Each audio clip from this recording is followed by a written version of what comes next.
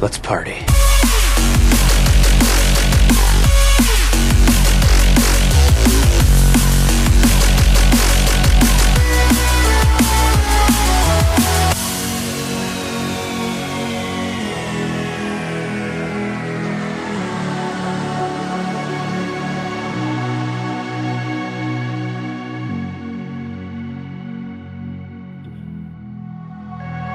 Hello and welcome to Party Loaded. One of these days we're going to show you what we're doing behind the scenes when the intro plays, but not today.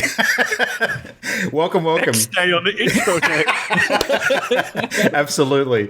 Welcome. My name's Luke Retallick. This is episode 207 of Party Loaded, the video gaming podcast. We talk about everything great that's going on in the world of video games. Joined tonight by Christian Paulson Brown, Adrian Chia, and Matt, the Game Dad Diet.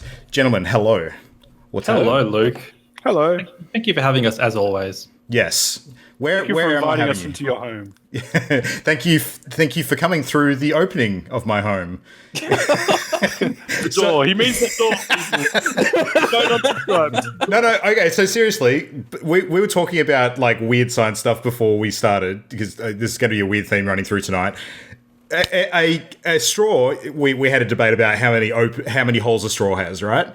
What about like an actual dwelling, like a cave or something like that, like that has an in and an out? How many holes does that have? Is the cave itself a hole? How do you actually differentiate this? I must know. A cave is one hole.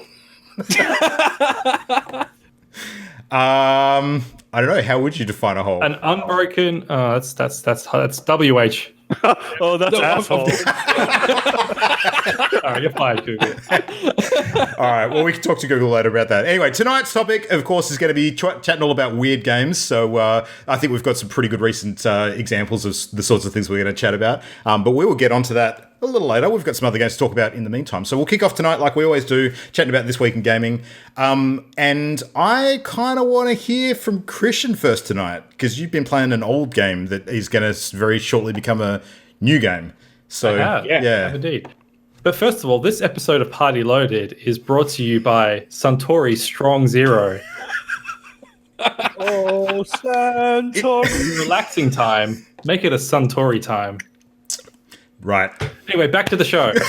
I'm not getting any of that promotional money, am I? Yeah, where's the revenue, Christian? We need to chat about the logistics behind this. I've been playing Final Fantasy VII, the original one. Why? It's actually why? I have to ask. Yeah, because the remake's coming out, and I want to be able to appreciate the differences between the original and the remake. Okay, that's fair. So I want it fresh in my mind to be like, that's how they changed that, or that's what this character looks like in proper 3D, etc. And I'm only going to play up to the end of what's the city called? Midgard. Yeah, I'm going to play up to the end of Midgard because everyone seems to think that's where the remake's gonna end. Yeah, Midgard, not Midgard. I don't think, because Midgard is the Norse. It was in God of War. Which is Earth, I think. In most cases. Midgard. Yeah, Middle Garden. What was I going to say? Yes, it's actually the fourth time I've bought Final Fantasy VII, but the first time I've played it. Oh wow! They got you good. Hang on, you've never played it before. I'm honestly shocked by that. I never played it. Huh. No. I bought it on PC. I bought it on Vita. I bought it on PS3, and now I've bought it on PS4. And the reason I played it on PS4 in the end instead of like going back and playing it on my Vita is that this port has a bunch of like quality of life / cheat things you can do, where you can just like press a single button and then it'll just boost all your characters to like infinite damage level 99 if you're like stuck in a fight or you're like, just fuck it, I just want to get through the fight. Yeah. You just shoot your way through. Press R3 and then you become like basically invincible. Huh. Interesting. Well, to be fair, the PC version you'd be able to do that too, because there's a stack of mods you can install on that thing. But this is like on the control guide in the game. It has how to do this. And how often have you used that? I haven't used that at all yet. Like I because I just really want to fly through it, so I've seen it. I wouldn't have any problem using it. But I haven't needed to. But if I get like stuck on a boss or something, I'll be like, fuck it, I just want to get through it. What I have been using a lot though is if you press L3, it just speeds up the game to 3 times. So you just run around faster, you fight battles faster, everything's just faster.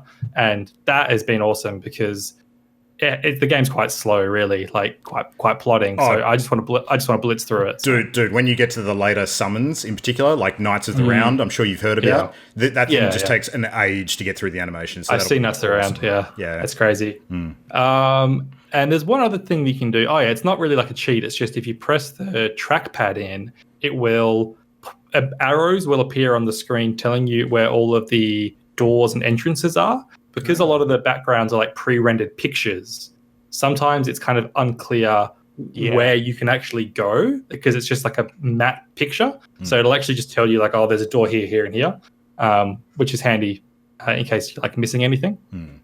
But I'm not that far through it really. I've just done like the like Maker reactor heist at the start, and then done a little bit further than that.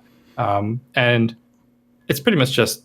I've seen the game so many times and I've heard so many things about it that it almost feels like I have already played it, even though I haven't. So I don't have much to say about it. I'm sure most people listening have probably played it already. So well, the Mako Reactor heist that you would have now played through in the original is the bit that you played through in the remake at. Right. Oh, actually, no. So you didn't play through. Matt and I got to play through that. That's right. Yeah. At PAX. So you played through it. Yeah, and it was interesting because when I went back and I was pulling footage for tonight, seeing some of that stuff and comparing it to what we played, like what was it, 5 months ago now, was. Yeah. I appreciate the remake even more now, looking back on some of that old stuff. It's like, wow.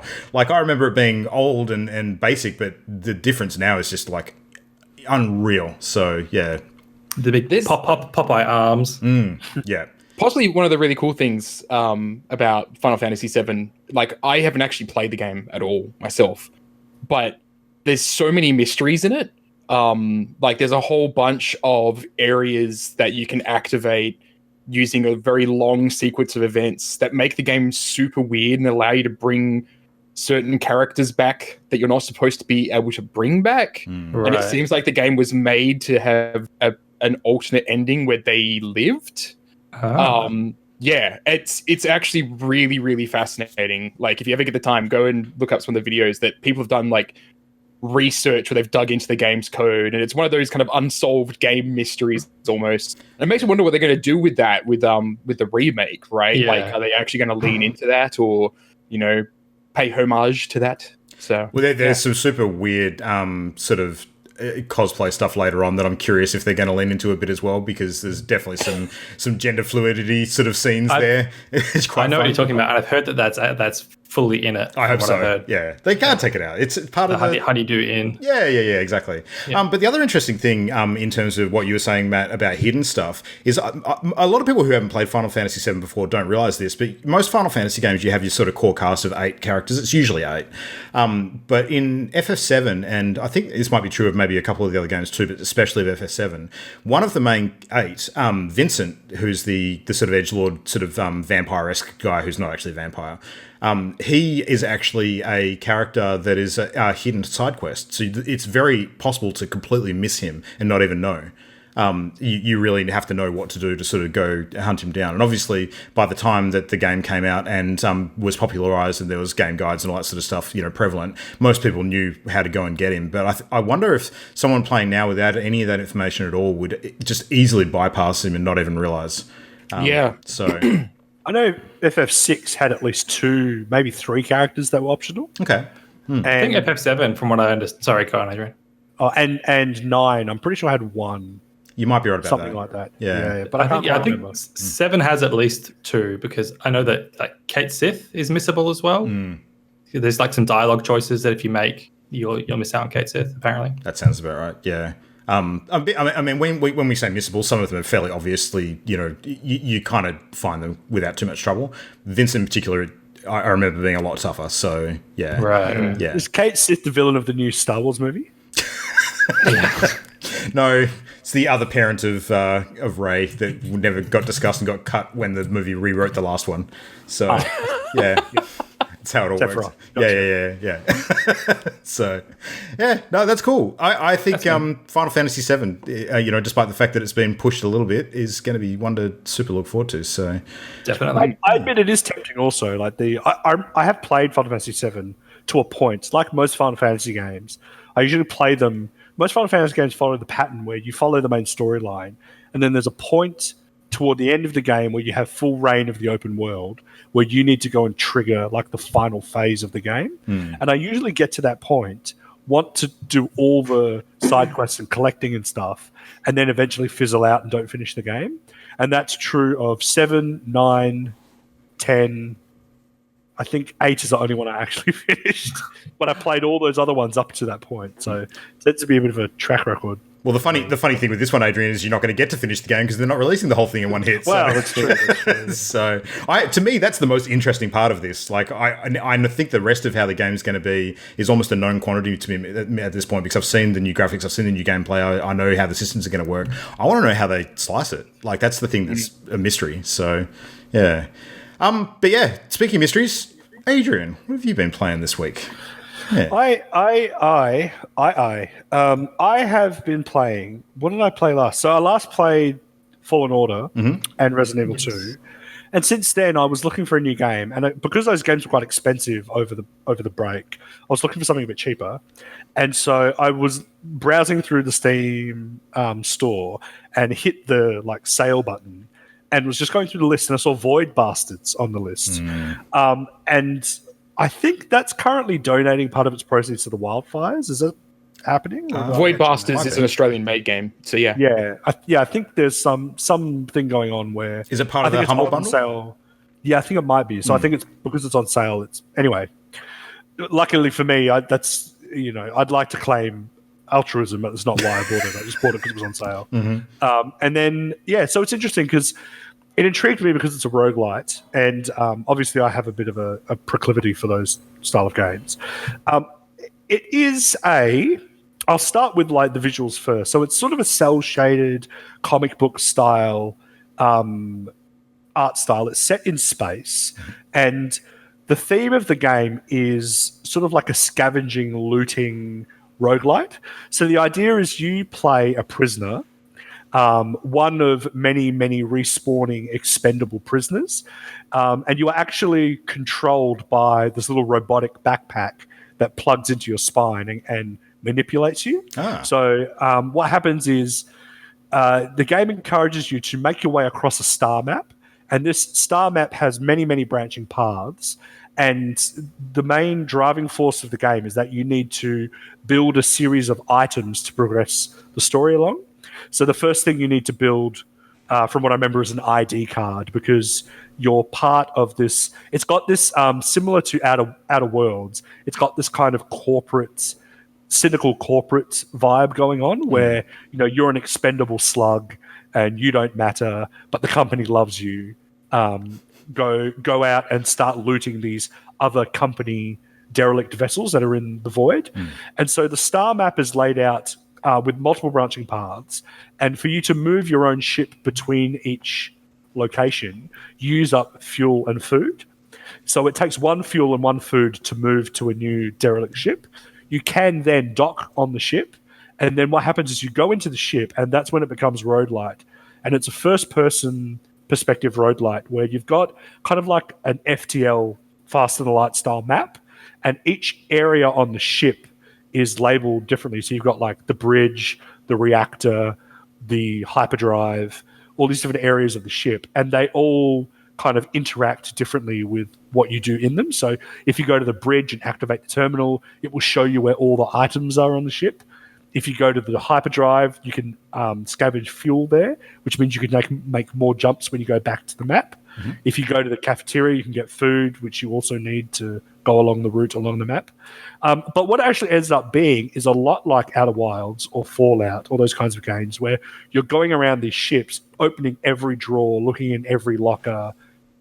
Anything that's lit up green is interactable, and you're scavenging all these like raw materials. And usually on every ship, there's usually one like key item, which will appear on the map if you go to the bridge and activate it. And that key item will unlock new gear in the same way that a lot of roguelites will slowly trickle in upgrades, like new weapons and armor upgrades and all that kind of thing. So it encourages you to go into the ship, scavenge all the stuff you want. And what makes it roguelite is that the enemies are quite dangerous. Your health is spread over the entire journey, not in between each ship. So whatever health you lose on the first ship, you're stuck with until you can find a ship that has a med bay on it, and then you can heal yourself. And that might often be 3 or 4 jumps away. So there's not like pickups like armor or things like that you can use to supplement it, or no. And there's no health pickups either. Ah. The only way you can heal yourself in between ships is by eating food. But if you eat extra food, you're then like using up a resource for traveling. So you can stay in one spot and eat food to heal, but then you can't travel because you need that to travel. So the enemies are tough. You lose health. Also, while you're on the ship, you have an oxygen bar that slowly runs out. So you're basically on a timer every time you go onto a ship. You can find resources that will give you back a bit of oxygen or give you back a little bit of ammo or health or whatever. And that's basically how it works. And the idea is that as you move the story along, you go deeper. Not only do you move across the star map, but you start moving down as well. And the star map's divided into layers, and each of these layers is a jump in difficulty. So as you progress the story, you're moving this way, you're also moving downward, and you're going deeper into the void, where the enemies get tougher, the ships get bigger, etc., etc. Moving down, yep. yeah. I think you're muted, Christian. You're muted, Christian. Oops. His volume is void. I was just saying, I'm not sure how you move down stars. Yeah, it's weird. It's obviously being a 2D map, it's a bit weird. Yeah. But, so overall, the game's fun. It is good. I haven't played it for long, and the main reason is you unlock heaps of items really quickly. Like, so the tech tree that you build all your different bits of gear in, you unlock a lot of it really quickly, and from there on, you're just kind of upgrading what you've already got, which isn't so exciting. And on top of that, the ship layouts and the enemy types are very limited. So you end up doing a lot of repetitive action, and the ships themselves aren't randomized. So while there is a bit of randomness in where the enemies are placed and things like that, the ship layouts actually don't change. Right. So there are different ship types. So there's like a medical ship, an office ship where it's like full of like desks and like clerks and stuff. All these different like archetypes of ship, but their layouts are pretty much the same every time you go onto one. So it relies on the enemies and the pickups themselves as being the variable factor. Yeah, and that gets a bit boring after a while. There's only so long you can go into the same, especially because it's like a loot-driven sort of idea where you're going onto the ship to scavenge as much loot as you can. That gets really boring after a while when you're going into the same kind of area. Yeah. And that's it really. So I played it for maybe 2 days, 3 days, and then decided I was kind of bored with that. So. Is it multiplayer?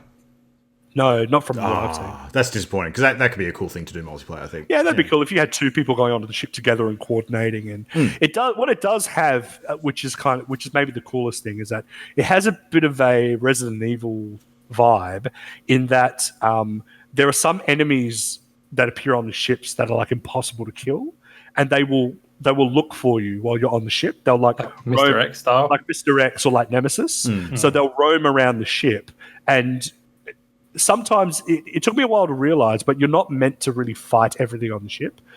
At first, I was going onto each ship and just clearing the whole ship. But because ammo is really limited and you take lots of damage, that's actually not an efficient way to do it. What you can do is every door you walk through, you can lock, and enemies can't unlock doors.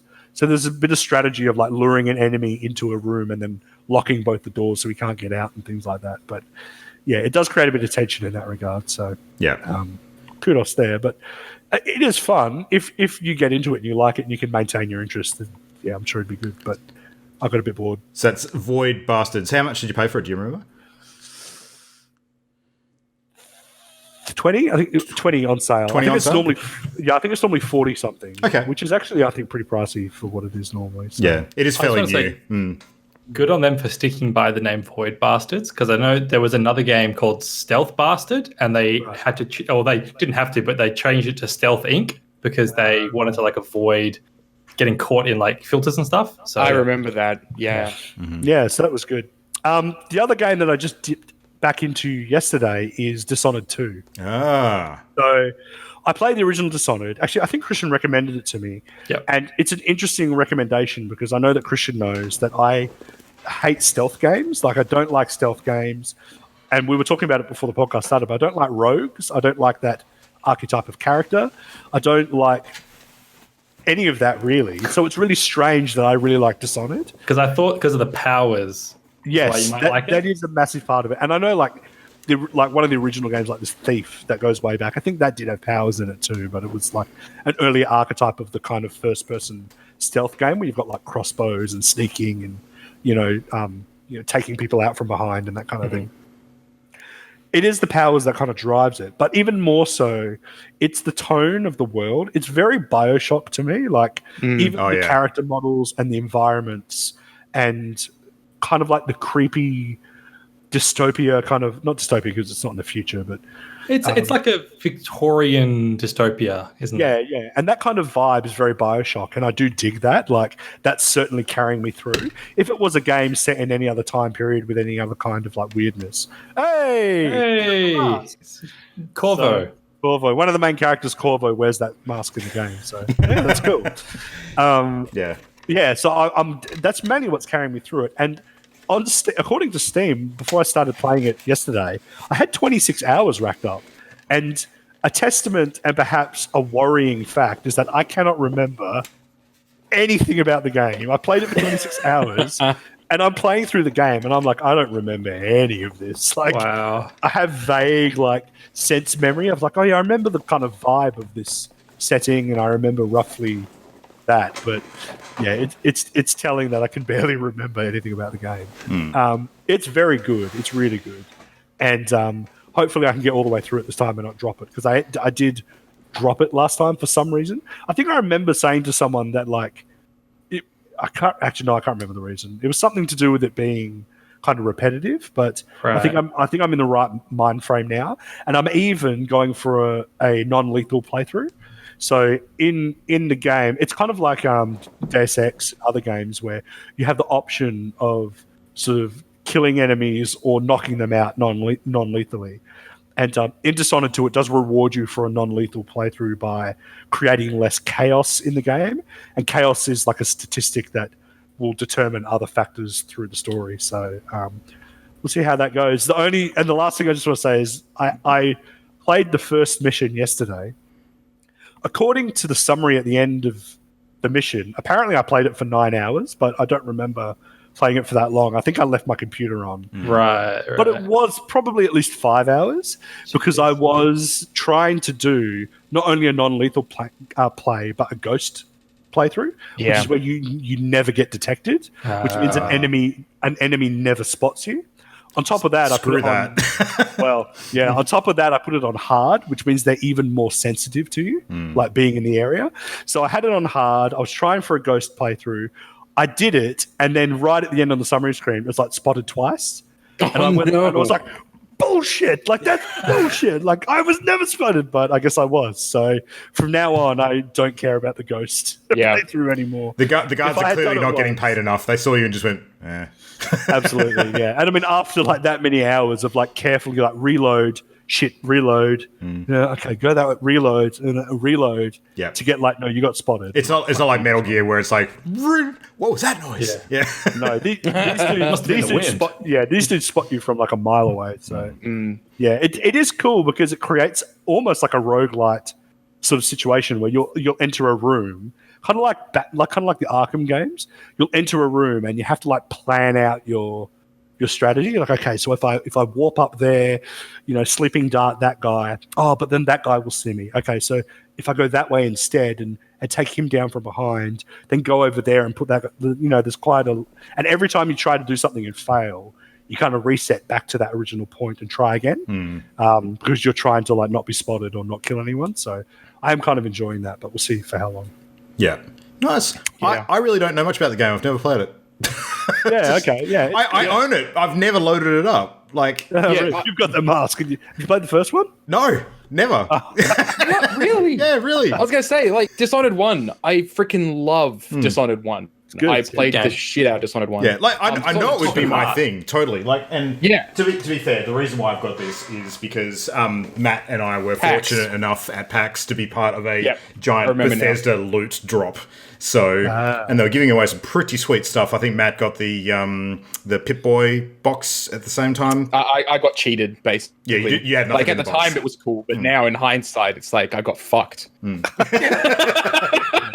It's probably carrying some horrible disease you don't even know. Exactly. Yeah. Black lung.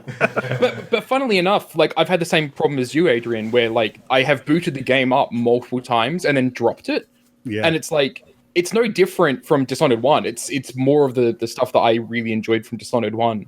But just like, I guess about those first couple of levels maybe aren't as engaging as they were in Dishonored 1 maybe. Perhaps.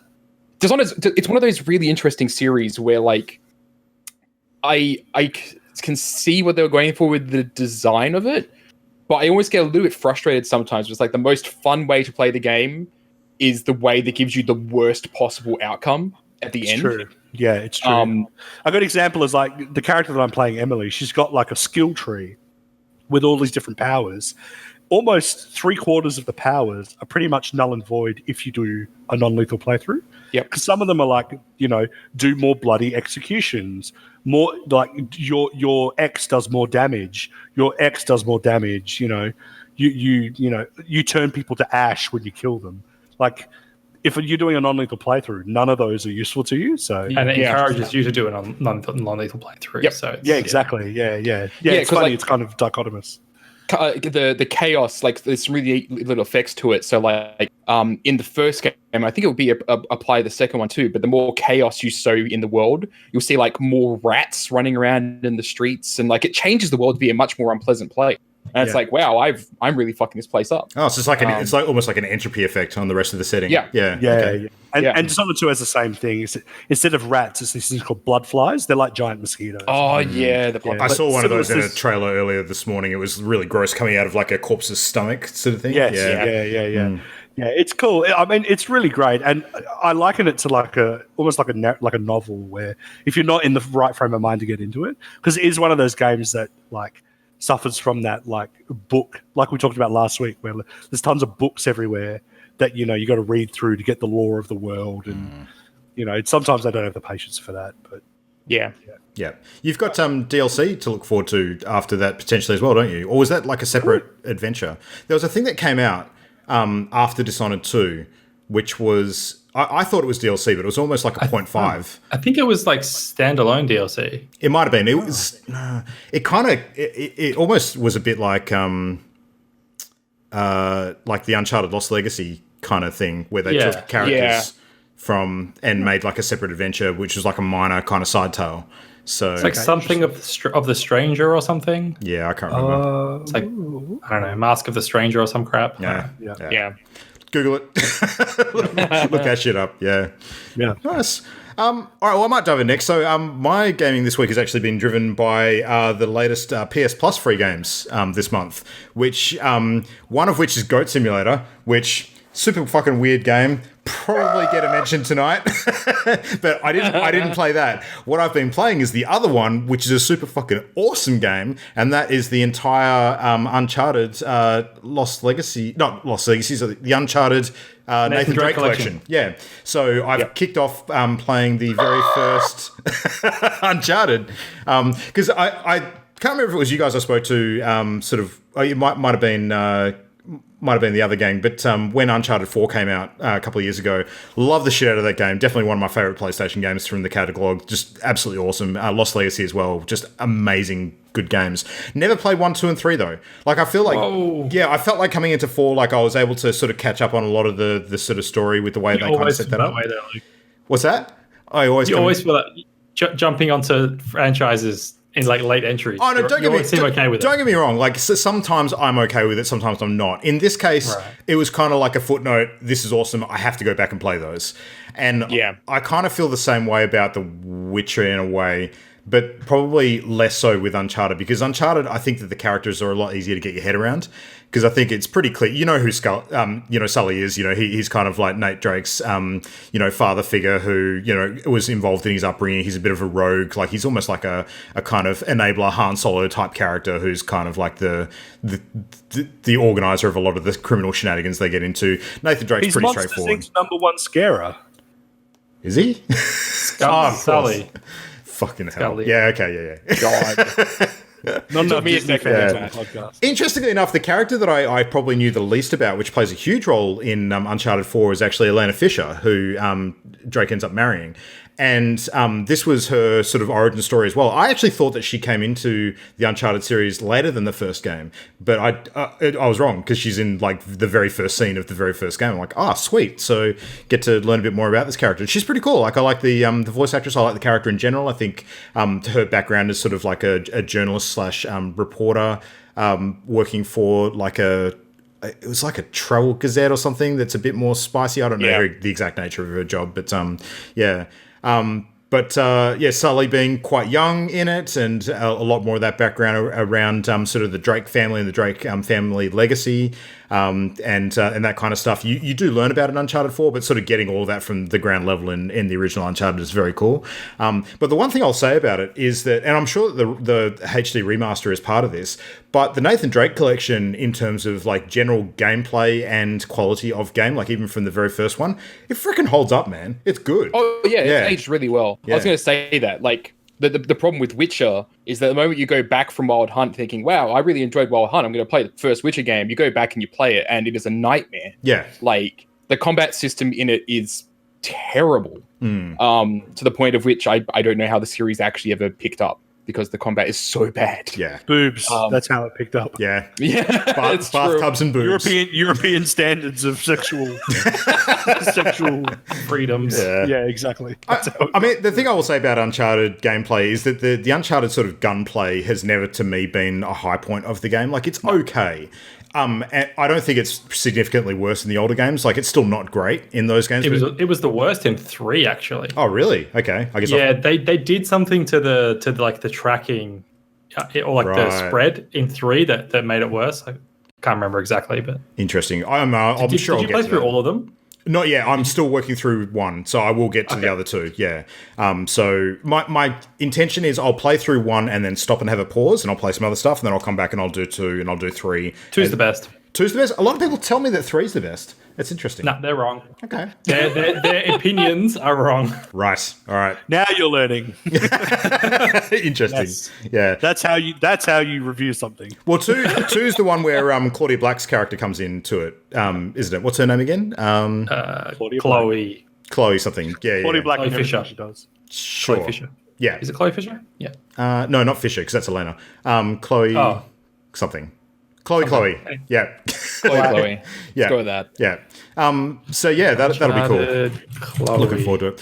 The other thing is that the puzzles and the other big difference I noticed is that in Uncharted 4, and I think this is pretty noticeable in the later Tomb Raider games too, is they get a lot better about signposting the traversal points in the sort of puzzle areas, like by having like a white sort of area on a rock face where you're supposed to grip it and climb up and stuff like that. But in the early Uncharted games, it seems that that's a lot less available, and you're sort of a bit more blind in terms of sort of navigating the environment, but even so, it's not that sort of hard to work out where you're supposed to go. So a little less holding of your hand, but a lot less complicated too, so it kind of meets in the middle and is good. So yeah. But no, I'm thoroughly enjoying it. Solid game, so I would still recommend. I want a crossover game where Lara Croft and Nathan Drake do something together. It'd be really cool. I'd be something together. Do something together. Well, actually, it's made me appreciate the biggest difference between those two franchises, and why I think ultimately, even though I was previously a huge Tomb Raider fan, I think I actually like Uncharted more. And I think the biggest difference is that the fact that Nathan Drake plays really well as a solo character in terms of his nature and dialogue, but he also plays really well off the supporting cast, and the supporting cast are a much bigger part of the game. Yeah. It has a great supporting cast. Yeah, whereas Tomb Raider, every supporting cast in every single one of those games, except for maybe the minor exception of Jonas in the later ones, are totally forgettable. So, yeah. The best character in Uncharted is Jeff the cameraman from Uncharted 2. All right, I'll take your word for it. Keep an eye out for Jeff. Was he voiced by someone significant? I don't know. I can't remember. Never mind. Jeff the cameraman. Here's a fun Uncharted factoid. In the game's code, in the design of it, so Nathan Drake actually doesn't have health. Yes, I know about this. Yeah. Yeah. Whenever you take damage, the thing that you're decreasing is Nathan Drake's luck. And so, like, bullets are grazing by him until you finally get hit by a bullet. So Nathan Drake can only take one bullet before he dies. Yeah. It's just that he's really fucking lucky. I just realized who I was thinking of. I was thinking of fact that Will Arnett was the cameraman in the Ninja Turtles movie. Yeah. Didn't he play? That's what I was thinking of. Oh man, that's actually like a pretty known character in Turtles lore too. I forget his name. Vernon. Vernon. Yeah, there. That's it. Yeah. Vernon Welcome to Trant. or Turtle something. Cast. Yeah, he was in the original The animated turtle series. cast. He was in the Of course, Adrian's all about fucking turtles. Yeah. It's Chloe Fraser, by the way. Chloe, that's there it. we go. Yeah, Chloe Fraser. Yep. And Nadine Ross is the supporting character in Lost Legacy who joins her as well. So, yeah. Solid game, solid use of the week. Matt, you've had a pretty light on week. I assume you've been working on your game as opposed to playing lots of games. So Actually, I did a bit of work on the game. But most of my last weekend was actually spent working on some D&D stuff. I actually had like a little physical project. But I did finish I finished Pillars of Eternity. As in, like, I got through to the end of the game and then realized that the game didn't continue. It just ends. And so all the DLC that I have to actually go reload the save before that final sequence to go and do the DLC and then finish the ending. That kind of DLC. Yeah. It's similar to, I think Fallout 3 had that as well, where the end of the game is the ending. Yeah, and so when you got DLC, you had to Horizon Zero Dawn is the same. Yeah. So I've loaded up my save. I've gone back and I've started the quest for it's called the White March. It's actually like a 2-parter narrative for the game. But yeah, no, I thoroughly enjoyed the game. The ending was fairly grim, but I think a lot of it was because in comparison to other games that are similar, there's a lot of stuff that happens behind the scenes, and unless you go back and check areas that you thought you were done with, the narrative there will have actually continued, which is really freaking cool. So there was one area where I had gone and kicked the ass of this really, really terrible man that was basically controlling it. We're controlling this little town. Finished the game and then found out he had rose from the dead and basically had fucked the town while I was gone. Yeah, it's exactly like that. Yep. But if I had gone back to check on the town after I defeated him, I'd actually find out that he was back in charge and I could defeat him a second time and save the town from its fate. Now that I know that, I can do that. But Matt, it falls under the universal rule of cool guys don't look at explosions. So, fair. just walk away. Yep. It's in the background. Don't look back in anger. The game remained really grim though, even to the end. Like a whole lot of the ending stuff. Like the difference between a character having a good ending and a bad ending is so small. It is a very, very kind of grim world. Almost I don't want to say Dark Souls-esque, but it is kind of Dark Souls-esque in that in tone. Yeah. In tone, yeah, not in terms of gameplay. You said something about characters hollowing or something in the story? Yes. Because that's Dark Souls that has that too. Characters go hollow. Yeah, so Soulless. there's the children are being born without souls, basically. Right, and so they're called hollowborn. Right. And it's basically the big issue that the game kind of revolves around. But when you first started off, it's like it's not an issue that directly impacts you as a character, so it feels hard to get into. And it's not until later that you find out your connection to the problem. Yeah. And you are the problem. solve it. Well, here's a real life spoiler for those of you who are actually aspiring to parenthood at some point in life. There will come a time where you believe that your children are in fact soulless. So you've got that to look forward to. Before you buy them shoes. Yes. Yes. Nice. Yeah. Nice. And unlike those, they won't heal either. So anyway. No. All I'll say is the apple doesn't fall far from the tree, so Nice. children are a product of their environment Yeah, that's and it. genetics. But I can't claim the nature or nurture angle because I'm basically going to get screwed on either. So. No. All right. Well, should we tuck into some industry news then and chat about what's been going on this week? So, unless you got something to add, go, Adrian. Jared, very quickly, one sentence. I also played Halo Reach. I stopped playing it because it was boring at the end. Ah, okay. Moving on. I have to get back to that. Interesting. No time for comments. Keep going. Yeah, I'm keeping my mouth shut. Okay. It's fine. That's unfortunate that you're wrong, though. Matt can interrogate you later. All right, well, industry news. What's been going on this week? Matt, I want to chat about a thing that you and I sort of chatted about during the week because this was super exciting and interesting. I think from a community aspect and a game development aspect, this one was just really across the board just remarkable. So yeah, we're going to chat a little bit of Destiny 2 because they had a big event this week that was very different and stood out as probably the highlight of some of the weird shit that they've done. So yeah. So I'll give like a basic sort of layout of what actually happened, and Matt, you can dive in and correct me if I get any of this wrong. But the general gist of it is that we're sort of mid-season in Season of Dawn at the moment, which is the second season of the year following the Shadowkeep release. Now, the big sort of MacGuffin in Season of Dawn has been time travel, specifically around a returning character, Osiris, who's one of the larger Warlock characters that featured in some of the content in the game sort of previously. Osiris has basically built this time machine called the Sundial, which is designed to...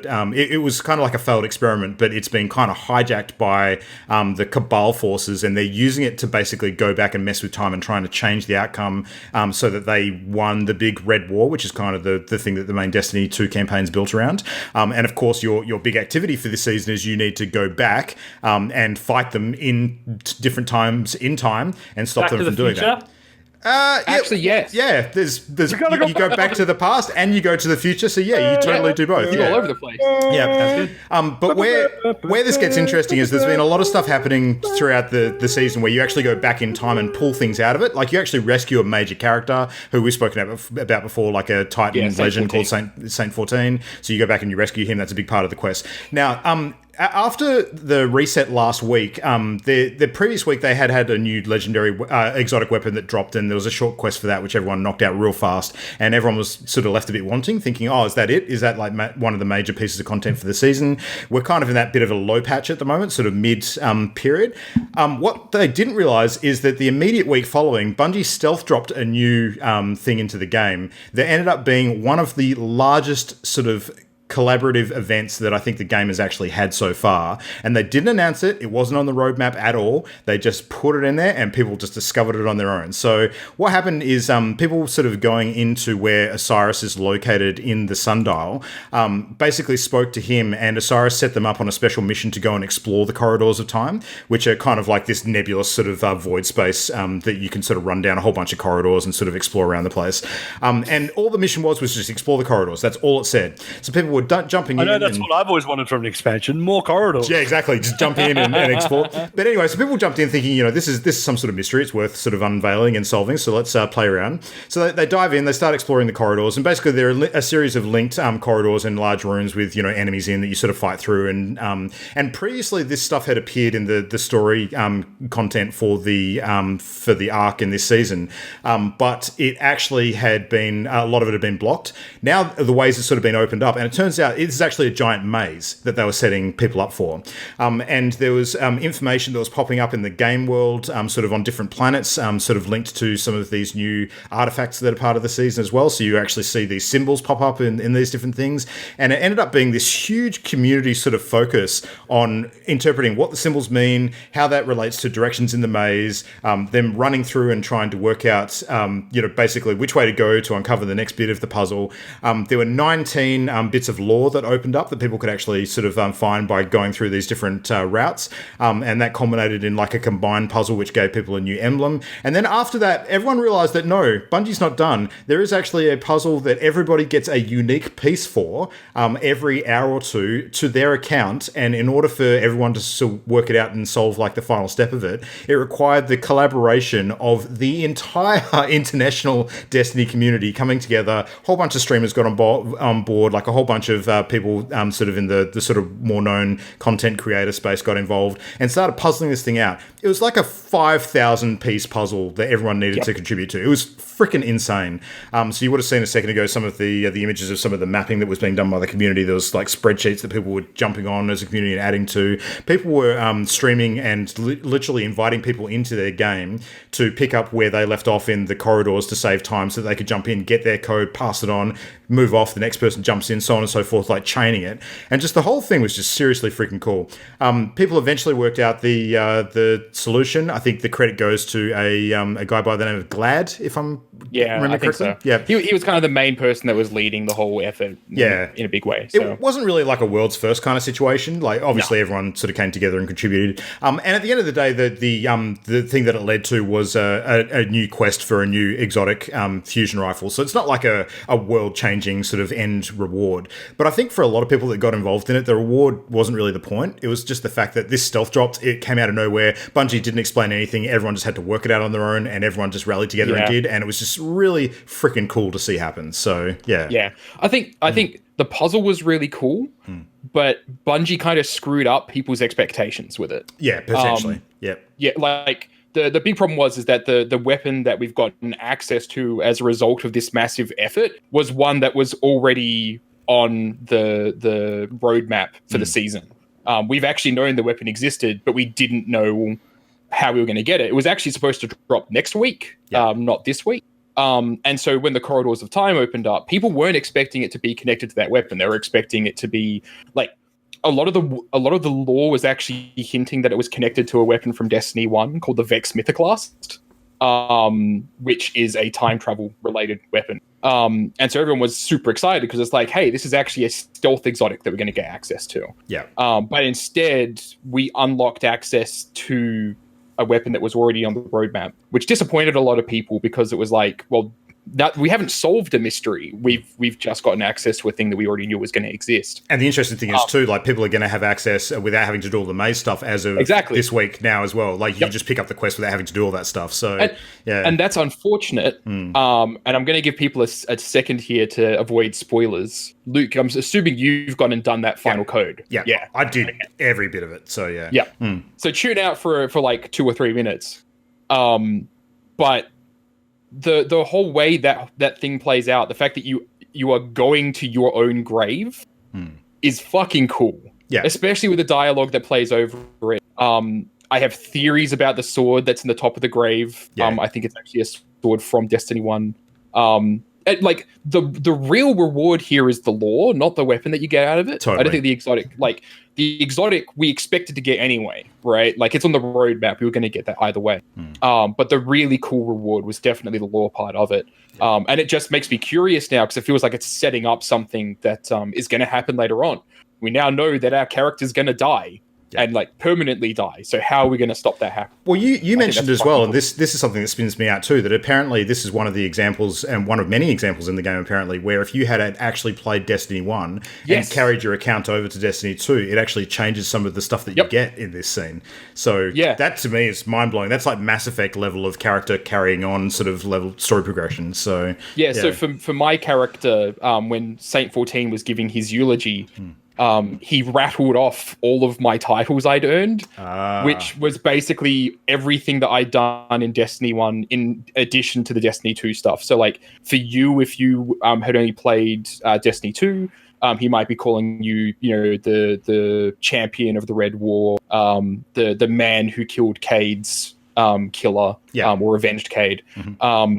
Whereas for me, like there was like an extra 5 or 6 titles in there rattling off all the fucking raids and everything that I completed in Destiny 1. Really cool. Like I love little nods like that to your character's history. And the fact that it kind of separates out like new Guardians from old in that, canonically we are different. So I think that's awesome. Yeah. So there was a bit of discussion I caught the last day or so, just to wrap up on this topic about why they had to put that gun that was the reward for this whole Corridors of Time puzzle on the roadmap. Apparently there's some legal issue around it with regards to paying for a season pass and actually knowing what you're getting. And so things like that, they actually need to put on the pass. Now, I don't know about that because it seems weird to me like that there can't be like the idea of purchasing something and having some surprises or some mystery, because how much detail do you have to go into? So why not put on there like Corridors of Time? Like that's the thing that we unlock, right? And be nondescript. But the reward, be nondescript. Like you're going to get a reward at the end of it, but the thing that happens is going to be something related to the Corridors of Time. Because there's definitely other nondescript stuff on there as well at this time. So but anyway, that's it. Like I thought it was a really cool story to tell. It's not really about the item; it's about the community sort of rallying around it. So that was cool. And a ridiculous puzzle, fucking insane puzzle. Yeah. one of the things that makes this game pretty cool. But in other cool news, or not so cool for people who are super waiting for this, Matt, what is going on with Cyberpunk 2077? It's delayed. We're in delay season. It's not very much delay season. It's insane how many games have been delayed. There was another one that got delayed. I can't remember which one it was, but it was delayed indefinitely. But Cyberpunk is not delayed indefinitely. We know it's coming out later on. The main reason I wanted to talk about it, though, because it's not really interesting news to go and say, hey, Cyberpunk 2077 is delayed, and then just call it a day. It's delayed, but the team has also said, yeah, we're going to be crunching. It's delayed, but we're still actually going to be crunching on this thing. And I have had 2 separate people ask me, why? Like, how can a game be delayed, the team still crunch? Like, aren't they crunching now to finish it? Like, wouldn't delaying it be taking pressure off the team, not putting more on? And I kind of wanted to talk about that briefly, because, like, in the games industry, the way that a lot of studios are run, especially larger studios that have a lot of finance behind them, if the team screws up or if things aren't managed correctly, we don't have the correct expectations about how much time it's going to take for us to finish things. If we have to delay the release, in a lot of ways, it's kind of like this repentance. Like, so we're going to keep on crunching on this thing to get it done. Because if we didn't crunch, then we have to push it back even further, which would cost even more time and money. And you kind of want to keep your job, right? Yeah. And it's really awful that this is happening to that team. There's nothing worse. Like, they will have been crunching on this for the last 6 months. I guarantee it. Like, they will have been crunching to try and get all the bugs fixed, because that's the problem. It's just bugs. And polish, essentially. But they'll have been crunching on it, and now they've got to crunch even longer. And that's the worst feeling in the world, when it's like, I'm going to crunch on this thing and get it done by this date. And then to say, well, no, that date's actually getting pushed back, but nothing changes. Like, you keep on having to work at the rate you're currently working. I wonder if there's some space in there, though, for them to kind of, I guess, like, crunch super hard, get ahead of the game, get into a space where they're breathing a lot more comfortably. Things have, like, bugs have been squashed, things are looking great. They can now invest more time in polish and not have to be under that kind of pressure for the entire period after they committed to a later date. I mean, how common is that? Yeah. Not at all, really. Like I've been in studios in situations where we've had to crunch to get something out the door. And the problem a lot of the time, especially if your team lead is particularly driven or has ideas about where the game's going to go, it's like, okay, well, we have an extra 6 months now. We think that it's only going to take us 5 to finish all this stuff. So why don't we go and do this other thing that we were talking about that's cool? Right.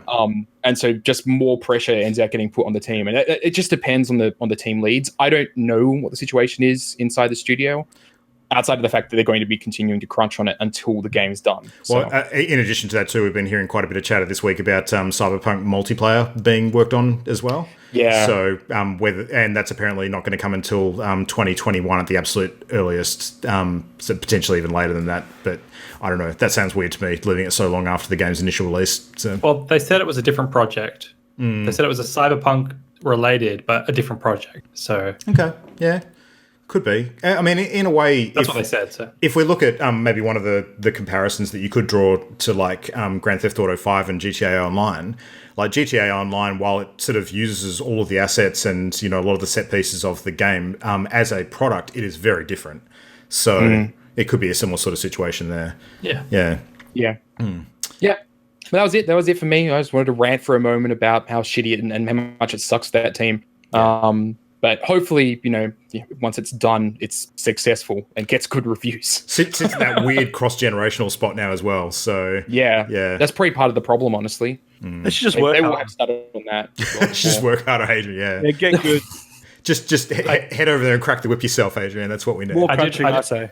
I did watch a video today that would probably infuriate Matt by David Jaffe, who's the former creative director of God of War and like Twisted Metal and a few other games. The title of his video is "Want AAA Games? Embrace Crunch, Reject Unions." Ooh. And it's just 15 minutes of him talking about how crunch is like a natural part of the game cycle if you're working on AAA games and you just need to get good. Yep. I'm not going to touch that. They die. Yep. Oh, Put them man. in cages, battery hens. That's the way to go. Yep. Games coming out later this year. Christian, you were going to chat about a couple of weird ones that came into our attention that rumors. could be happening. Yeah. Could be So happening. Yeah. could be. So there's a prolific games leaker / rumor spreader named Sabi, who operates through Twitter mostly, and Sabi has claimed that their sources have told them there's a Paper Mario and 2D Samus game coming out sometime in 2020 from Nintendo, and they've said that the Paper Mario game will be going back to how it was, which I imagine means not like the sticker star or paint. the color splash one, whatever it was, but a more traditional Paper Mario game, which sounds cool to me. And then 2D Metroid game that apparently continues the story from Fusion, apparently. So I never played Fusion, but did you play it, Luke? Yeah, I played it a long time ago. It was not one of my favorite Metroid games, but it was mechanically pretty sound. So I think that could be a good sign, particularly with a bit of time having passed since that happened. But the thing that interests me the most is the fact that we've just, in fairly recent times, had a good example of what a modern 2D Metroid can look like in the form of the Samus Returns remake that Retro did.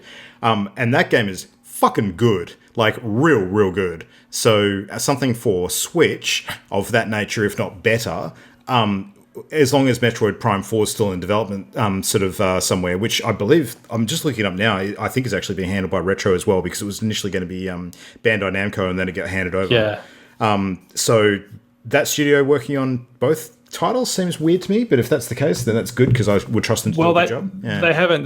This leaker hasn't said that the 2D one is being made by Retro. Okay. So the 2D one might be a different studio. If it's being made by Retro, then I think it'd be great, given that they've had recent success with 2D Metroid. If it's being done by somebody else, then it could be anyone's guess what it looks like. So, yeah. It could be that complete speculation, but it could be a situation where like some people from Retro are helping them make this game. Potentially. That sort of cross-pollination can happen within a first-party environment. It also makes me wonder whether there's a team somewhere in the background working on a remaster or remake of the Prime Trilogy 2 in the lead up to Prime 4. That's been like a perennial rumor, has been like Prime Trilogy HD. Yeah.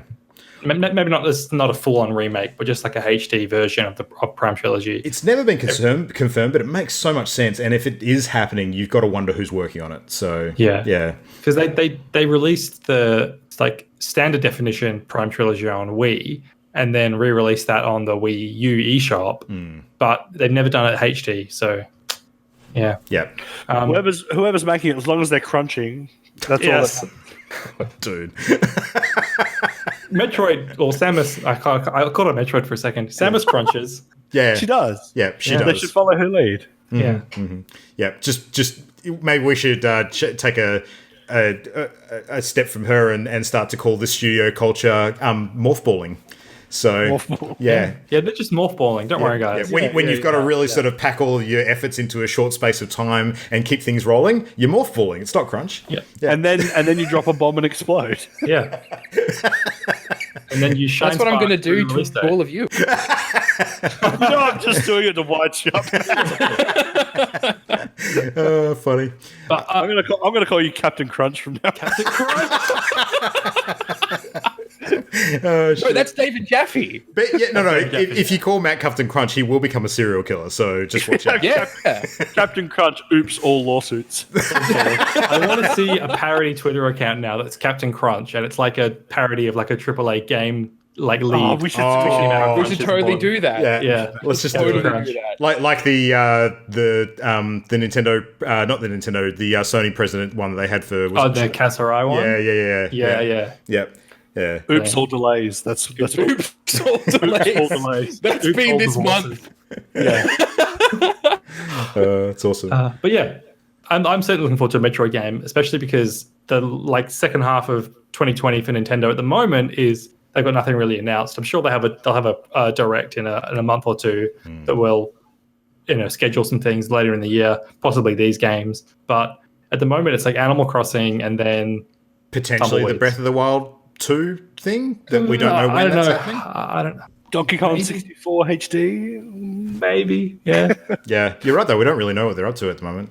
Yeah, super weird. Yeah. We've got the Nintendo expansion pass stuff, but that's for Pokemon. The Pokemon. Yeah.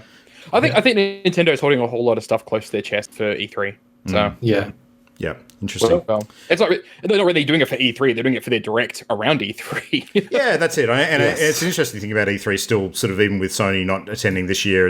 I mean, this is getting back to our discussion last week, but I mean, E3 as a period of announcements, aside from the event as an entity, is still a big period. So, Yep. yeah.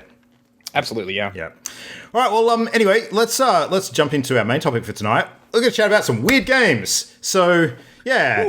And Weird games. to preface this is kind of come off the fact that not only is Adrian weird, but I don't know what his game is. Yeah. Oh God. Yeah.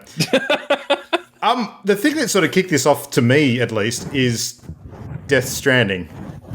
Dear God, this is just horrific. Why do I do this to myself every week? So I really don't Just know. lean into it, Matt. Just gotta lean into it. just lean in it. Yeah. God. One of us. All right, I've got a podcast crunch now, guys. Yeah. All right, I'm just gonna morph ball, keep on Serious rolling. business. Yeah. None of us are unionizing. Fuck, I hope not. You should have one podcast that's just oops all puns, and this is No. I'll get working on it. That's every podcast. That's true. That's true. It is true. Yeah. So Sorry, Luke, you were saying Death Stranding was weird, is what I was saying. It was weird. End sentence. Yeah. There we go. Yeah. Cool. No, This was a good episode, guys. Man, see you. Good night. realistically, it's one of those things that, like, the weirdness of Death Stranding is what started the story of that game from way back when it was first announced, and we were talking about it for a long time based on the weirdness alone. So, Yep. you know, when a game is kind of, you know, shown early on and you don't have a fucking clue what that game is, apart from the fact that it's just like the you know, someone zipping open their brain and just random oddities spilling out because they've had success in the industry before and they're being trusted to come up with something great, but you don't know what the fuck that is, then I think that's a good example of a pretty weird game. So, yeah. Adrian, what were you going to say? Yeah, I just thought I was struggling to think of a weird game, but I just remembered one that. Do you want me to say it now, or are we? While it's on the top of your mind, just throw it in. Yeah. I can't remember what it was called, but Christian will know because we played it together. It was on the Wii, and it was Muscle March. It was called Oh, Muscle yes. March. Nice muscle. Nice muscle. So, Muscle March, it was kind of like Just Dance, where you have to strike Yeah. certain poses. But the whole concept is that you're a really muscly person running. You're like And a bodybuilder, dude. You're like a bodybuilder, and you need to run through walls. But there's cutouts in the walls of certain like muscly poses, and you need to like strike those poses so that you like fly through the wall and don't like smash into it. But it has So- like a weird Katamari Japanese hyperculture overlay where like it's not just you. It's like a whole conga line of speedo clad, oiled, muscled men all running in a line, like stampeding through like people's living rooms and out onto the streets and like through pet stores and just smashing through walls and like they're just like running at hyper speed, and then you have to like pose in time to like match the cutout like cartoon style on the wall. And every time you like do it correctly, it goes, nice muscle. It's animated kind of like a WarioWare-ish sort of Yeah. bold lines 2D animation. All right. But That's a really good one to raise. So I actually want to use that as a comparison to Death Stranding now, because you've given me a perfect game to do this with. So to kick off the discussion around weird games, I want to draw a comparison between games that are weird because their concepts or mechanics or the game nature is totally different to things that we've seen before. It sounds like Muscle March is probably in that category, as opposed to games that just have a weird story or strange characters. So, and the question I want to put to all of you now with Death Stranding in particular is, yes, when we first started learning about this game and we didn't know anything, it seemed like the weirdest thing on the planet. But now that it's been out and that several of us have played it, and we can look at the nature of the game being like a pretty straightforward kind of delivery game and sort of connecting people socially. And yes, there's a super weird story and super weird characters and the setting has all sorts of oddities. But would you now consider it a weird game in the same respect as something like Muscle March. So, because at its core, there's some Yes. pretty common stuff in there. Yeah. Why would you? I would 100% say yes. If you tore out all the weird story from Death Stranding, it is still a weird game. Okay, cool. What still makes it weird though for you? It is a game about inventory management. Mm-hmm. That is it. But we've had those That is the before. game. So We have had those games before. to be but clear, not a game I that actually is agree with you. I'm inventory just trying to drill down why. So, yeah. So like, it's the fact that what makes it weird is that it takes something that in other games is not fun and makes it incredibly fun. Like for me, the highlight of Death Stranding like was not the narrative. I'm probably not at the point yet in the game where the narrative is particularly good. That's what I've been told. But just walking around and delivering stuff and managing my inventory of items that I'm carrying in more ridiculous ways is great fun. Like they have taken something that in other games is a massive chore. Like I remember like Mass Effect 1 and Mass Effect 2, inventory management is garbage. It sucks and it is a chore to do it. Mass Effect 1 inventory is horrendous. It's so fucking bad. And then Death Stranding comes along and says, hey, we made a game about that bad thing and made it way better. We made it actually a super enjoyable experience. We made it the core experience of the game. And I think that a lot of weird games out there kind of do that. They take something that hasn't been the focus of a game before or something that's been done badly to try and do it right. But the fact that it is a game about inventory management is just really, really neat to me. I think that's a really cool idea. It's probably not the first game that's done it. There's probably little indie games out there that have been like, hey, so you're a pizza delivery guy and you've got to deliver 20 pizzas all at once, right? And how do you manage that? But I think that Death Stranding is a really mainstream example of here's a weird mechanic and focusing in on that thing. It's not as weird as the game that Christian and Adrian were talking about, which I might add really is like a porthole into their psyche. It's quite amazing. But like I would say even that game, like if you tear out the kind of overlay on it, is it that weird a concept? No. Yeah, the social stuff is weird. Yeah. Oh, you're talking about Death Stranding. Sorry, I thought you meant the muscle game. I thought you meant the muscle game. I was talking about the muscle game. Like if you tore out all the weird kind of colorful. If you tore out the muscles and the Japanese weirdness, it's just striking a pose. It's just a rhythm. It's a rhythm game. Yeah. And I guess that's like there's like thematically weird games and like mechanically weird games. It's kind of two separate things. Yeah, because like Death Stranding, like the mechanics are they're like unusual. They're atypical. They're not like what you'd expect from like a AAA open world game. But it doesn't. I don't know. Like I think you can watch it. You can watch gameplay of Death Stranding, of walking around, and not think, hey, that's weird, but just like that's like original or different. Maybe. And then it's like the wacky cutscenes. Does weird mean original? Is kind of I know. I'm still thinking of that in my head now. I'm like, is that just like different to normal, or is that weird? And I don't know where I fall on that. Every weird game example that I have come up with, if I were to strip away everything about them and their presentation and just kind of drill down to the mechanics, it wouldn't. The mechanics aren't usually weird because I think weird mechanics wouldn't be playable, right? Like, but I think that when that sort of originality, it can be kind of weird because of the fact that it's different from everything else, right? Yeah. That's how I'm kind of thinking of it.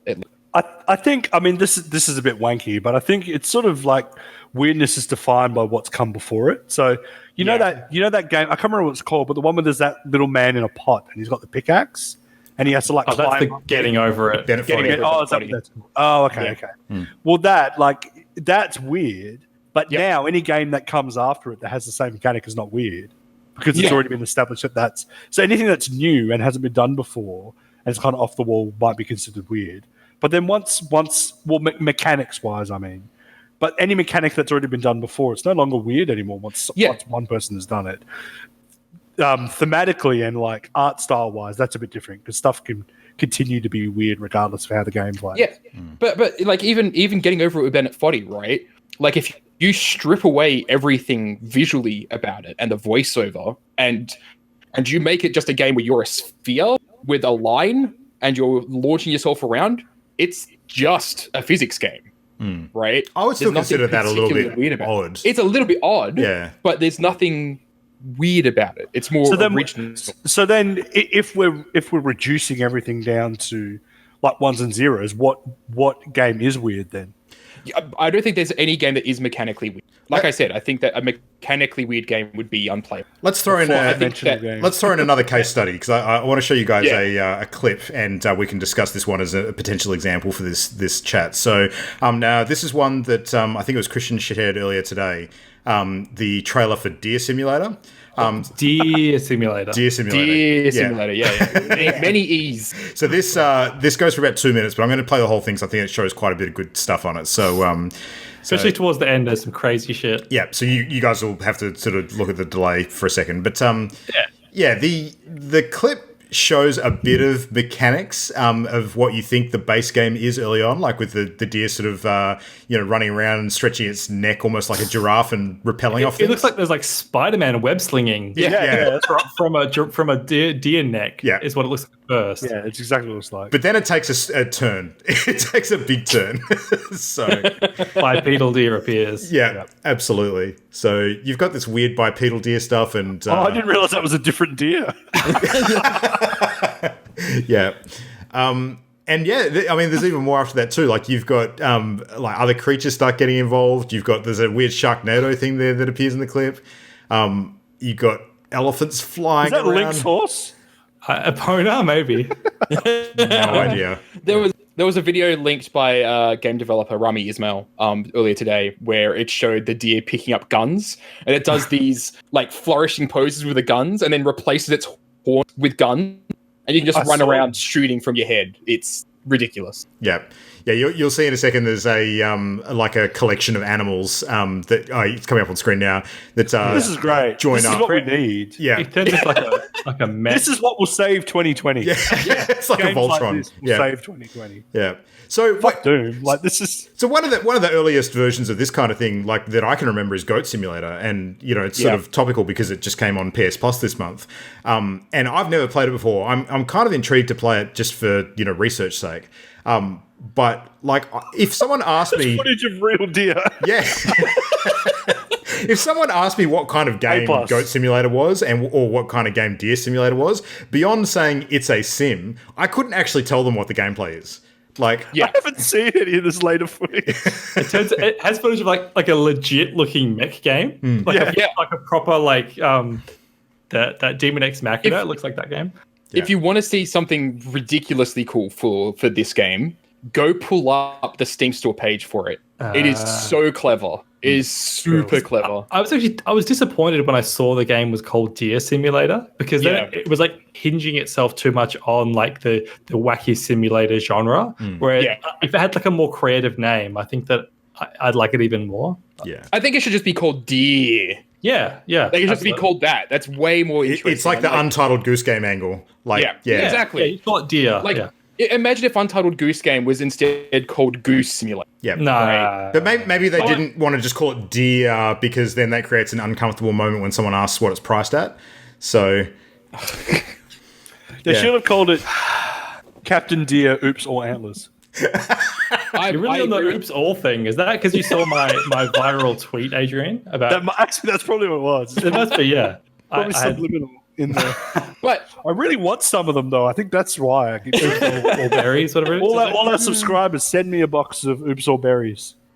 nice. Yeah. to go back to your question, Luke, the core mechanics, the core gameplay of it, like, you're right. It is fucking weird. It looks like minigames to me. Really strange. It looks like minigames does joined look together in a weird kind of lattice work of theme. So yeah. Push Me, Pull You is another one, I think, that is a good example of like weird freaking mechanic where it's a multiplayer game. You each control either end of like this worm looking thing. And it's like a versus game kind of thing. And you're moving around with your body kind of stretching out between the two of you. It is fucking weird. Like, even stripping away all the visuals of it, it is a fucking weird game. It sounds like when Christian and I play Slime Rancher. Yeah, that's our private game, Adrian. Your body's become That slime human rancher. taffy? Is that what you're getting at? Stretching at each end, connected by, like a worm. That sounds about right. I'm getting flashbacks to D&D this last week. Dear God. Dear God, they should have called it Dear God. Perfect. Yeah. Solid. Actually, because that's pretty appropriate given some of the stuff that you see that Deer able to do. Yeah. Yeah. But then Yeah. people will assume he's a god, and that kind of like taints the deer. Yeah, Right. he's just a deer. Does that? It's just Yeah. leave him alone. Yeah. Given the footage in there earlier, I'm pretty sure just all deer do that. So Yeah. No, not all deer. No. Sorry, that's a bad Anyway. joke. Yeah. hashtag not all deer. Exactly. Hashtag not my deer. It's a good idea. Yeah. Hashtag my deer. All right, let's get off this because too much ammunition for Luke. We don't want It is another. ridiculous. It's true. Yeah. It's true. Yeah. Yeah, so I don't know. What do you think it is that makes that game weird if we're looking at it and sort of chopping it up like we were talking about before? So, I think even mechanically it's weird. Like everything that you're doing, there's nothing. It lacks coherence, yeah. right? Like the moment that you break down to just the mechanic, everything is it's a bunch of mini games, like you said. Like nothing. It all seems just completely unrelated to each other. It's all.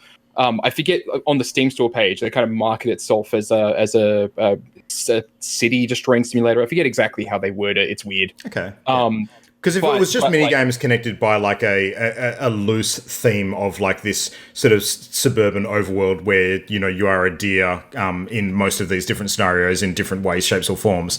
Like to me, I would look at a game like that and I'd draw very strong comparisons to something like What Remains of Edith Finch, maybe with less story, but in the same way that it's like a whole bunch of like variable and at times slightly incoherent mini games that do have a reason for coexisting, but it's not entirely obvious until perhaps later on. Yeah. Yeah, but I think. Yeah, go ahead, Adrian. The main thing that makes it weird is that in the first couple of seconds, a deer stretches its neck to grab a light pole. That's all it takes. Like, How's that weird? I know that you go around stretching deer necks all the time. All the time. I think like you just got to take something normal and make it unnatural Yeah. and wacky, and it's automatically weird. Like, Yeah. and like this kind.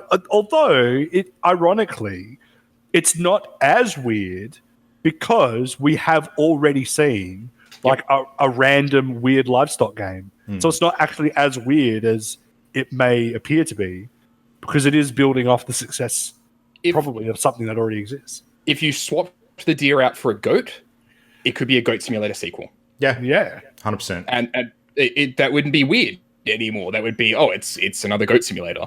But Well, the fact that there's some new concepts in there that it's showing off that Goat Simulator didn't have. How they're concepts. They're not just random bullshit. Like, Yeah, but it is. yeah, I know. Yeah, It's you're right. conceptual random bullshit. Yeah. they're farmyard activations is what they are. Yeah.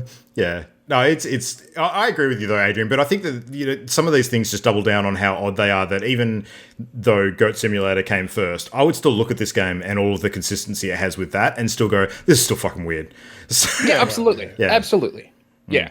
But Yeah. I think, it does itself a disservice by drawing comparisons, pretty much. yeah. I don't mean to be too like reductive, but I feel like weirdness in games, it's just like a you know it when you see it thing. Like you can't. It's hard to like really define it, but it's just like if you see something and you go, "That's weird," then that's like a weird game. I don't know. I don't think a Yeah. singular mechanic makes a game weird, but I think that enough use of that, as well as other things that are a bit non-standard, collectively, as you say, Christian, can kind of hit that "I know it when I see it" mark for people. So, yeah. Yeah. But I wanted to ask Matt, because Matt, you're actually working on a game at the moment that I think a lot of people would look at because it's pretty sort of different and consider it to be quite weird in a lot of ways, given that it's sort of based on like the capture sort of mechanics of like a website security mechanism. So, and turning that into a game, I think in itself is kind of like a weird idea. So where's your mind at in terms of like being drawn to that as a concept as a designer, and do you think that actually does a service or a disservice when it comes to attracting people to play it ultimately? I think one of the biggest hurdles we're going to face with Recaptive is that people will go, how are they going to make recapture interfaces fun? Yeah. In much the same way that when people saw Death Stranding, they were like, how are they going to make being a delivery man fun? Right. And unfortunately, I'm no Hideo Kojima, so I still have that problem. Yes, Matt, believe in yourself. Not with that attitude. Yeah. but like, it is one of those things where like the when we did the Global Game Jam and we decided to work on it using recapture interfaces, the reason we did that was because it was basically like, what's something that people take for granted that they wouldn't expect a game to be built around, right? And so when people played it and it started getting strange, it hit all the harder because of the fact that it was not unusual up to that point. It was something that they had experienced before, and then it started getting more and more unusual mechanically. Whereas I think that like Death Stranding kind of relies more upon the weirdness of the narrative around just a really solid mechanic that hasn't been seen being done well before. So for us, it's definitely a question of like, we have constantly had discussions about how the hell are we going to do trailers for this game? How are we going to do trailers for a game that's all about recapture interfaces? And I already have. Oh, cool! Thank you, Adrian. Yeah, I'll make it. I'll just do it in PowerPoint. No, I already have the answer to that. There's actually a YouTube channel. They released a video around the time we did the Global Game Jam version of the game called Video Game Donkey. And he has actually done a hilarious vid that you should go look up sometime. You're missing out. Just go with that guy if you want. But I'm just saying. I was going to say, Matt, as far as trailers for that kind of game goes, I would look to see what maybe they did for games like Hypnospace Outlaw, because conceptually that could be similarly difficult to show what the game's about. Yeah. Hypnospace Outlaw wears its weirdness on its sleeve, whereas for us, like, we want the weirdness to be a reveal. So like coming out with that, like, so the trailer, the way that I kind of see it is that like the trailer should hint at, hey, this game's actually weird, right? And it should strike you as odd that game developers would be insane enough to try and make a game about security interface like that. It's unusual. So the design choice to actually do that's unusual onto itself. But yeah, I'm getting really wanky anyway. I like it when you get wanky. I like it when you get weird. Christian, if anyone I know has played a whole bunch of weird, particularly Japanese games, it's you. So what kind of stuff would you sort of say is the benchmark? There's nothing weird about hentai. No, nothing weird about hentai. Totally fine. I think like weird Japanese games is the sort of thing that like I mostly appreciate from afar when I like see videos or news items and stuff. But if they're not good games, then I'm just not interested in them still. So the stuff that came to mind though is like Katamari, and the other games by that director, like Nobi Nobi Boy and that whaaa game that I haven't played but just came out recently. Yeah.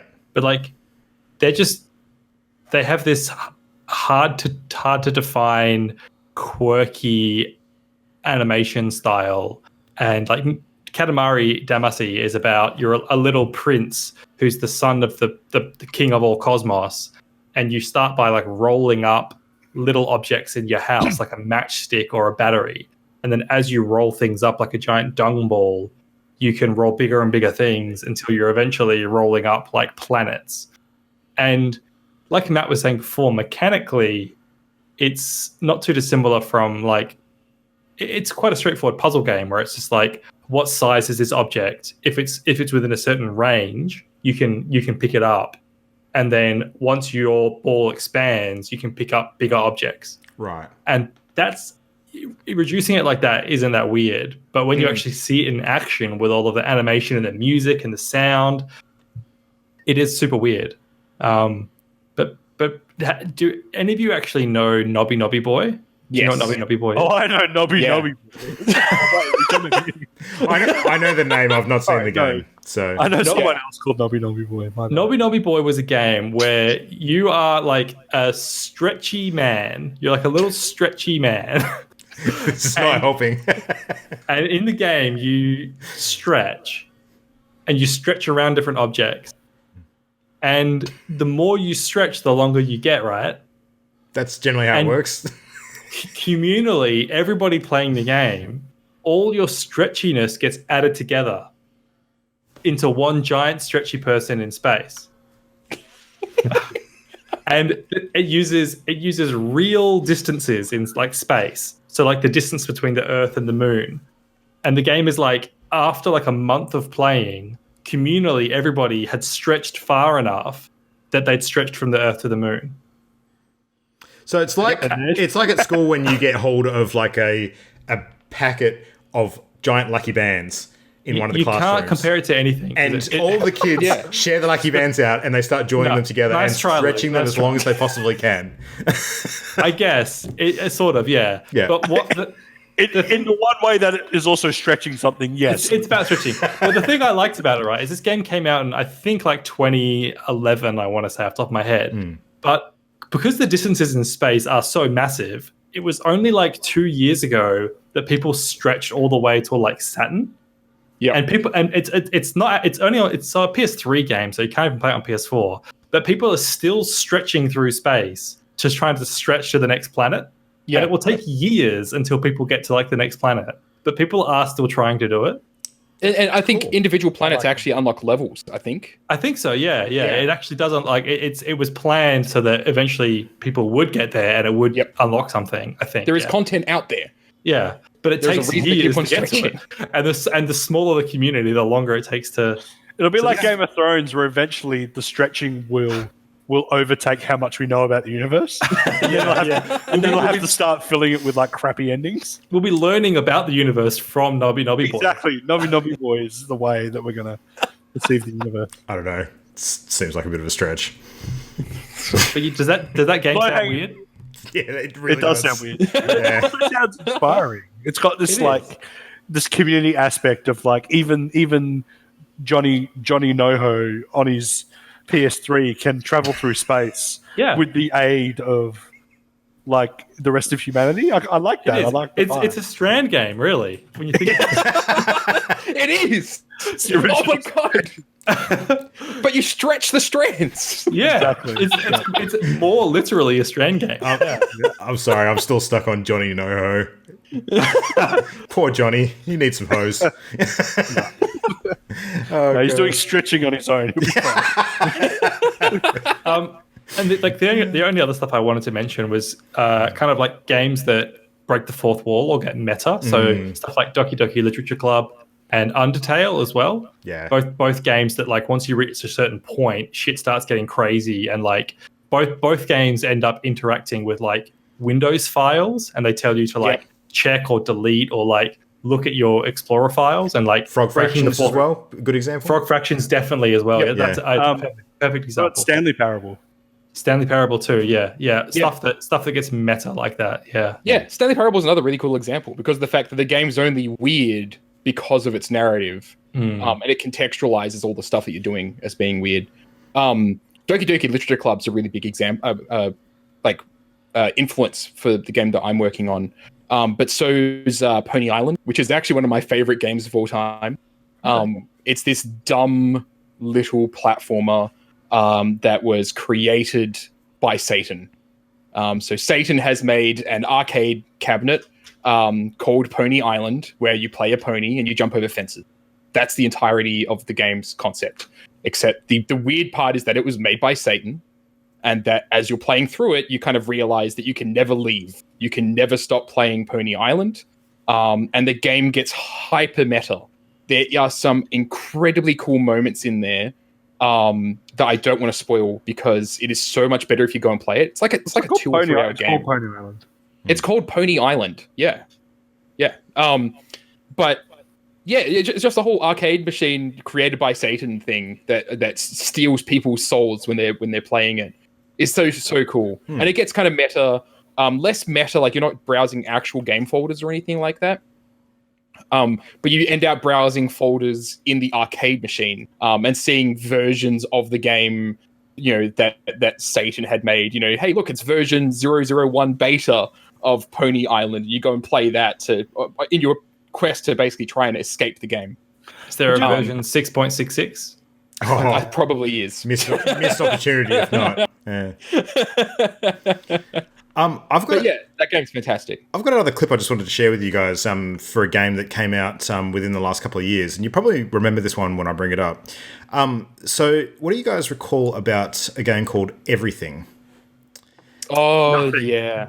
Nothing. I know it. Yeah, so this was a game that I think it was within the last 2 years that came out, and Oh, I do remember this. yeah, it's more like a concept game more than anything, where like you're actually exploring life in different sort of sizes, from the smallest molecule up to like sort of single-celled organisms to creatures to planet sort of spanning colonies. Is this Spore? I don't know. I've never No, played Spore, it's not so Spore. yeah.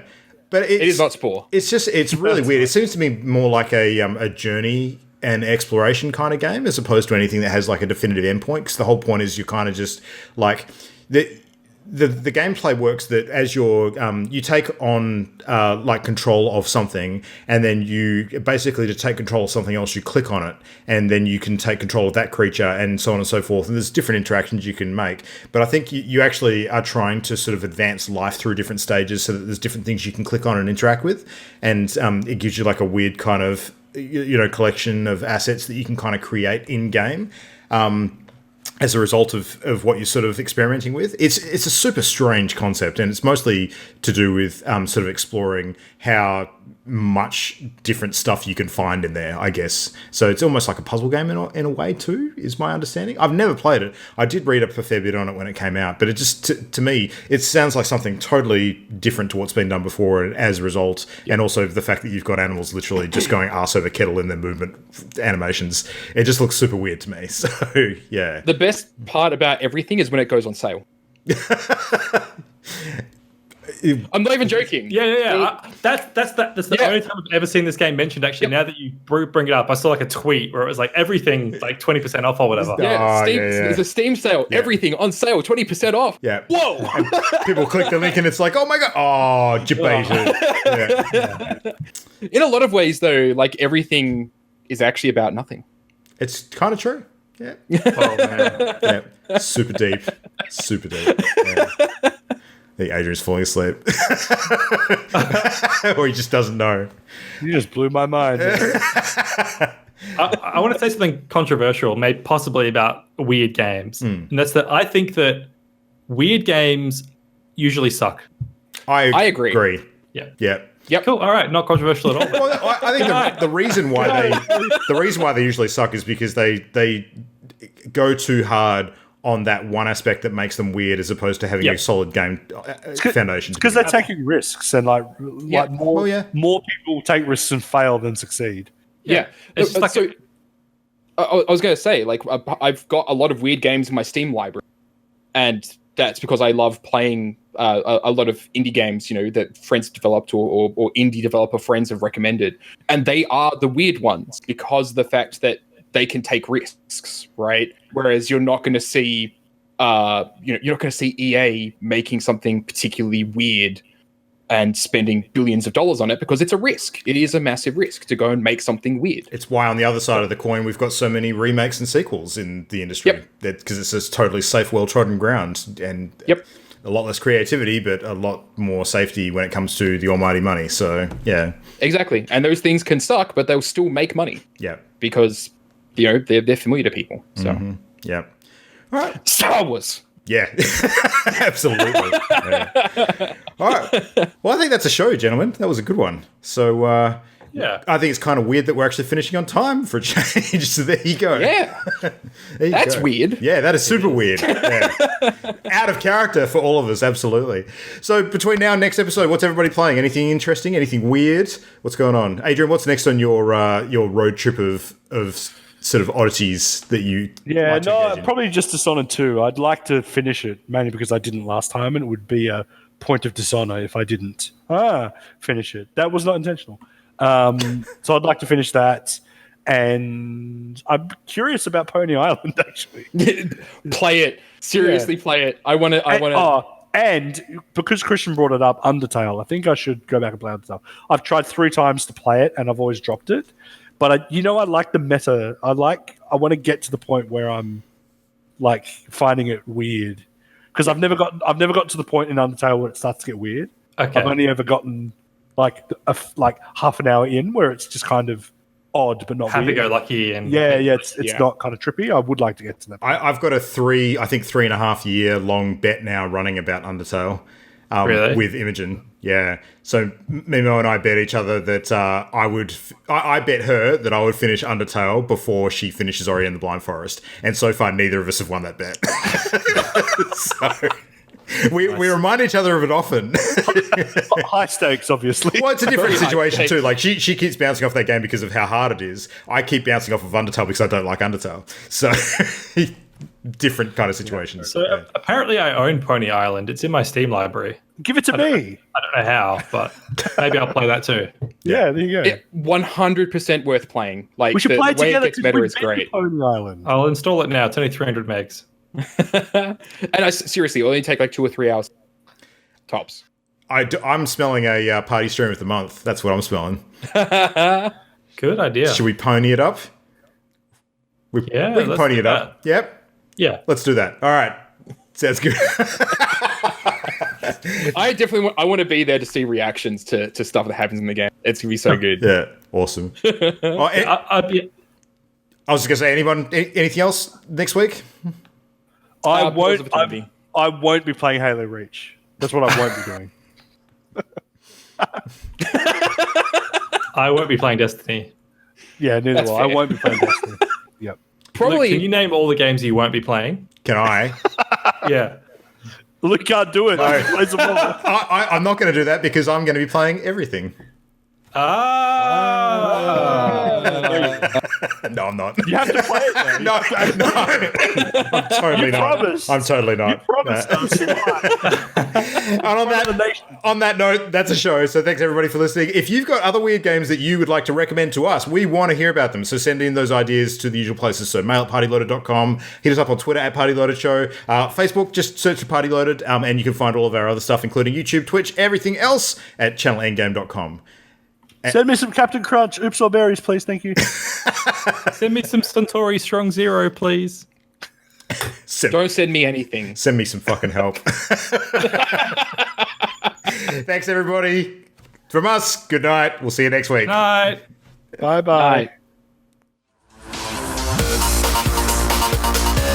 The Party Loaded podcast is a Channel Endgame production. For this and more great gaming content, bookmark channelendgame.com.